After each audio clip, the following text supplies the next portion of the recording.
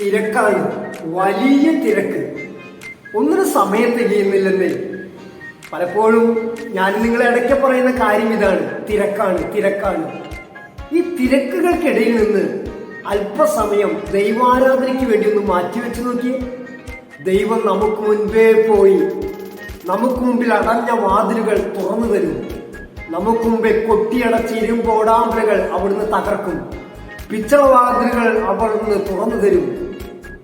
അന്ധകാരത്തിൽ നിധിയും രഹസ്യ ധനശേഖരവും നിന്റെ കൈക്കുമ്പിളിലേക്ക് അവിടുന്ന് വെച്ചു തരും.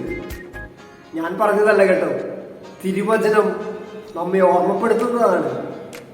25ാമത്തെ 13 മണിക്കൂർ ആരാധന തൃശൂർ അതിരൂപത ധ്യാനകേന്ദ്രമായ ആബാ ധ്യാനകേന്ദ്രത്തിൽ വെച്ച് ജൂലൈ 27 ശനിയാഴ്ച ഉച്ചതിരിഞ്ഞ് 3 മണി മുതൽ 28 ഞായർ പുലർച്ചെ 6 മണി വരെ മുട്ടുമടക്കി തമ്പുരാൻ കർത്താവിന് മുമ്പിലിരുന്ന് നമ്മൾ പ്രാർത്ഥിക്കുകയാണ്. നമുക്ക് തിരക്കുകൾ ഏറെയുണ്ട്. എല്ലാ തിരക്കുകളും മാറ്റിവെച്ച് ഒരു 13 മണിക്കൂർ സമയം കർത്തൃസന്നിധിയിലായിരിക്കാം.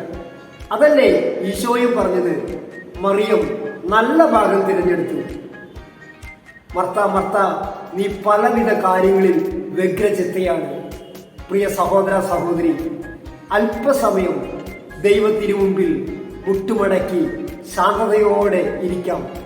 നൊടിയിടയിൽ കർത്താവ് ഒരു അത്ഭുതം ചെയ്യും. 1 രാജാക്കന്മാർ 18:45. നൊടിയിടയിൽ അവിടുന്ന് ഒരു അത്ഭുതം ചെയ്യാൻ പോകുന്നു.